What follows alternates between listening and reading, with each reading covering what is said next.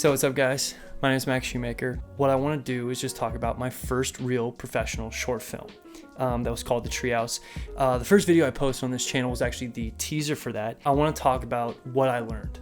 What did I learn through the process of my first real professional short film, right? With real money and with real actors, with real production design. The first being know your script. And again, you don't have to know where every and where every the is in the dialogue. That's not what I mean. What I mean is you have to know it to a point where if you start changing things, you know how that's going to affect something else later in the script. Now, the reason I bring up that example specifically is because one thing that I've found, and this I've found kind of throughout everything that I've done as far as filmmaking goes, the ideas that you have on set, the ones that come to you in the moment, that's like where the magic is, right? Because everyone is in the moment, everyone is present. Someone will have an idea. Maybe it's you, maybe it's your production designer, costume designer, DP, whatever it is. Someone's gonna have an idea. And you need to know your script well enough to take their advice and understand how it affects the script later. Let's say you have a character, right? And part of their wardrobe is a briefcase. And in that briefcase is a really important document, a document that he opens later at the office. It's a plot piece, right? It's something that is directly related to the storyline, to the plot of your story. You film the scene, right? You film the breakfast scene, getting ready, right? He puts his clothes on, he grabs his briefcase, right? Now, your costume designer has the idea that, you know what, I think maybe the briefcase makes him seem a little too uptight. So you both agree that you're okay, we're gonna nix the briefcase. So he's not gonna take it to work, or he's gonna forget it, whatever it might be. But now what's happened is the scene later in your script where he goes into the briefcase and pulls out that important document, you're screwed. So that's what I'm saying about know your script. You have to know it well enough to know how one thing affects something later. And if you know that, that's a good starting point, because it allows you to take those ideas, those magic moments that you have on set, and apply them properly without creating continuity errors. The next thing I want to talk about, and this is like, people always wonder why movies take so long to make. What it comes down to is more time, less stress. So let's say you think something is going to take 1 day, give yourselves 3. Let's say you think something is going to take you 1 month, give yourself 3 months. When you give yourself tight deadlines, basically 2 things happen. One is you're starting to make promises that you might not be able to keep. That's never good. With business, with art, with movies, whatever it is. You never want to make deadlines that you can't follow through with. And the second one, and this one's like more practical, but equally as important, is when you put deadlines like that on yourself, you can't think as creatively because you're thinking about the deadline.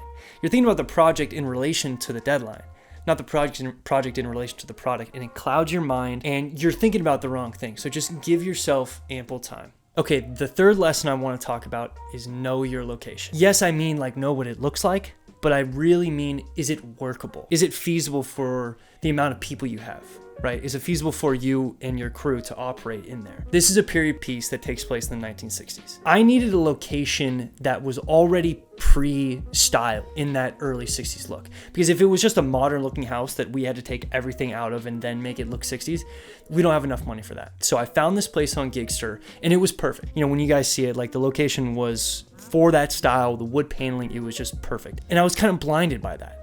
There were so many things that I didn't take into account. There's those under the surface things that you need to think about. Where are the truck's gonna go? Where are the actors gonna go? Where's Crafty gonna be? Where are people gonna park? These are all things that are just, you get blinded because you see the location, you're like, okay, that's it, boom, book it, done. I don't want anyone else to book it before me. I'm just gonna book it. But there's so much more that goes into it. At the end of the day, if you're thinking consciously about the location and is it workable, the better your crew is gonna be, the happier they're gonna be, the happier they're gonna be to be there. This location was small. It was so tight. We had some sort of situation kind of go down like with the owners, but that's a different story. Basically, you need to vet your location. You need to make sure that the owners understand how this kind of thing works, that there's room for Crafty, that there's parking, that there's room for the trucks, that there's room for staging, that there's room for actors holding, whatever it might be. You need to vet your locations. Okay, so the fourth thing I want to talk about is just the fact that things are going to go wrong. I think as filmmakers, we spend time on set as PAs or ACs or, wardrobe assistants, whatever you're doing, and you see these things happen, right? Things breaking and you know, things getting misplaced, whatever it might be. And you want to believe that when I am the head of my own set, I'm not going to let those things happen. But they just do. They just do. Because when everyone is working as hard as you want them to, things are going to break. That's just how this works. And you need to be prepared for that. You just have to be prepared for that. And one of the ways you can do that is having money tucked away for losses and damages. So you take a percentage of your budget and you just tuck it away, right? You just tuck it away in case something does happen. And if it happens, you got money sitting there, money that is not spent. And guess what? If nothing goes wrong, now you have a little extra for post. You need to take the time to set that money aside in case something does happen. Here's my final word. This one thing solves almost all of the other mistakes that were made. You need someone on your side that knows the industry, that knows how to get things made. Someone on the business side, right? Yeah, yes, DPs and like other mentors are gonna be really important, but you need someone who has that business knowledge, which usually is a producer. My producer is Hector Martinez, who's currently in the producing program over at American Film Institute. And that man was an absolute godsend for me. Like there were so many things that he knew that I would have had no idea how to do, things with permitting and insurance and legal, and there was all these kinds of, right, and like working with children, right, there's a whole other set of rules when you work with children, then you get cars involved, and it's just, you need someone who knows what they're doing on the business side. Now again, does that have to be a producer? No, of course not, because you're not always going to have a producer when you're making a short film. Like that's just not how indie filmmaking works. Sometimes you're not going to have one, and that's okay. What I'm saying is that helps, right? That does help.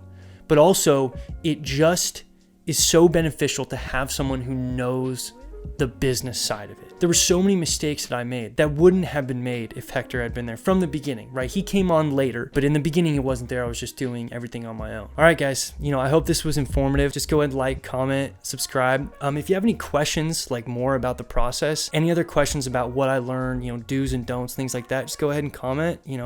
I'll go and respond, or, maybe make a whole video about it. Thanks, guys.